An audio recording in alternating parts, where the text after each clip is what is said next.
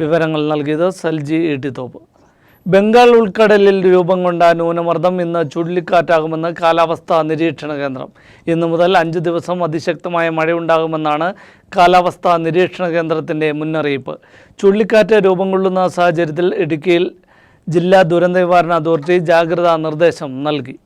ബംഗാൾ ഉൾക്കടലിൽ ഇന്ന് ബുറൈവി ചുഴലിക്കാറ്റ് രൂപപ്പെടുമെന്നാണ് മുന്നറിയിപ്പ്. നാളെ വൈകിട്ടോടെ കാറ്റ് ശ്രീലങ്കൻ തീരം കടക്കും. വ്യാഴാഴ്ച ബുറൈവി കന്യാകുമാരി തീരത്ത് എത്താനാണ് സാധ്യത.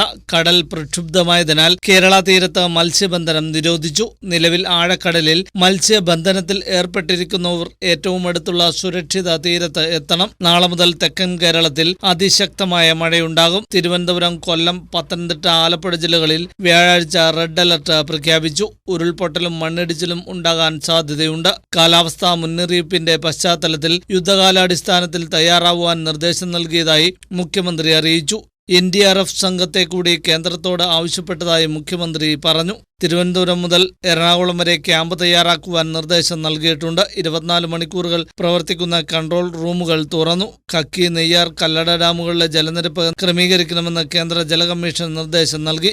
ന്യൂനമർദ്ദത്തെ തുടർന്ന് ശക്തമായ ചുഴലിക്കാറ്റ് രൂപം കൊള്ളുന്ന സാഹചര്യത്തിൽ ഇടുക്കിയിൽ ജില്ലാ ദുരന്ത നിവാരണ അതോറിറ്റി ജാഗ്രതാ നിർദ്ദേശം പുറപ്പെടുവിച്ചു. തെക്കൻ കേരളം ലക്ഷ്യമാക്കി നീങ്ങുന്ന ചുഴലിക്കാറ്റ് വരും ദിനങ്ങളിൽ ഇടുക്കി ജില്ലയിലും എത്തുമെന്നാണ് പ്രതീക്ഷിക്കുന്നത്. അതിനാൽ തയ്യാറെടുപ്പുകൾ പൂർത്തീകരിക്കുവാൻ ദുരന്ത നിവാരണ അതോറിറ്റി ചെയർമാൻ കൂടിയായ ജില്ലാ കളക്ടർ വിവിധ സർക്കാർ വകുപ്പുകൾക്ക് നിർദ്ദേശം നൽകി. ബുധനും വ്യാഴവും ജില്ലയിൽ ഓറഞ്ച് അലർട്ട് പ്രഖ്യാപിച്ചിട്ടുണ്ട്. ഈ ദിവസങ്ങളിൽ മഴ ശക്തിപ്പെടാം. അതിനാൽ രാത്രികാല യാത്രകൾ നിരോധിക്കുവാൻ നിർദ്ദേശം നൽകിയിട്ടുണ്ട്. ആവശ്യമായ ക്യാമ്പുകൾ സജ്ജമാക്കണം. കാറ്റ് ശക്തിപ്പെടുന്ന സാഹചര്യത്തിൽ അടച്ചുറപ്പില്ലാത്തതും ശക്തമായ മേൽക്കൂരയില്ലാത്തതുമായ വീടുകളിൽ താമസിക്കുന്നവരെ മാറ്റിപ്പാർപ്പിക്കുവാനുള്ള തയ്യാറെടുപ്പുകൾ നടത്തിവരികയാണെന്നും കളക്ടർ അറിയിച്ചു. ജില്ലാതലത്തിലും താലൂക്ക് തലത്തിലും കൺട്രോൾ റൂമുകൾ സജ്ജമാക്കിയിട്ടുണ്ട്.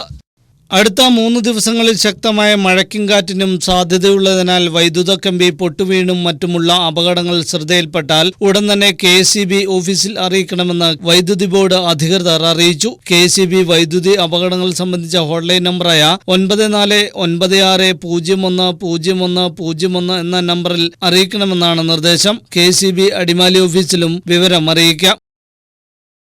News desk media net.